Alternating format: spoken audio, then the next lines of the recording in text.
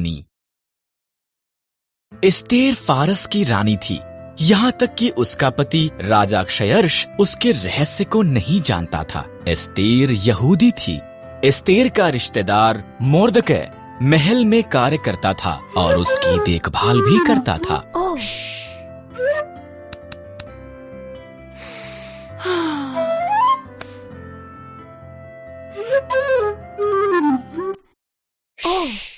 राजा क्षयर्ष के सलाहकार हामान ने एक बड़े इनाम को प्राप्त किया। वो बहुत घमंडी था।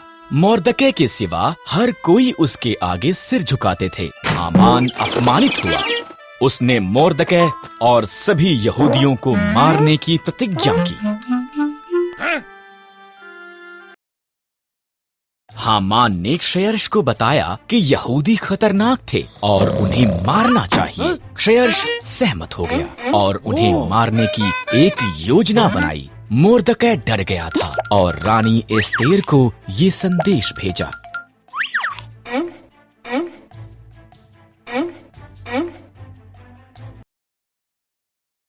राजा के मन को बदल। मोर्दकै ने कहा, अगर मैं उसके निमंत्रण के बिना जाऊं तो वो मुझे भी मार देगा। एस्तेर ने जवाब दिया, शायद तो इसी पल के लिए रानी बनाई गई थी। मोर्दकै ने कहा।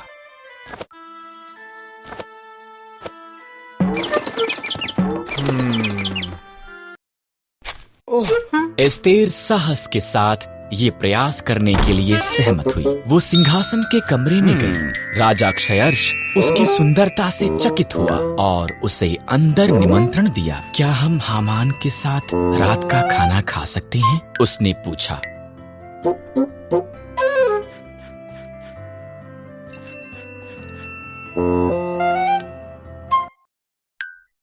हामान उसके पिछले आंगन में एक बड़े खंभे का निर्माण कर रहा था। उसने इस पर मोर्दकै को मारने की योजना बनाई थी। तब राजा का निमंत्रण आया, इसलिए हामान रात के खाने के लिए महल में गया।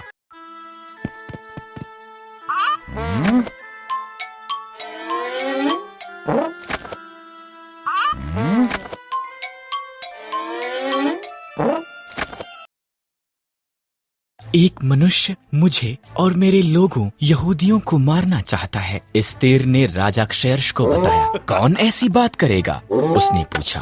दुष्ट हामान। एस्तेर रोई। हामान, सिपाहियों, उसे मार दो।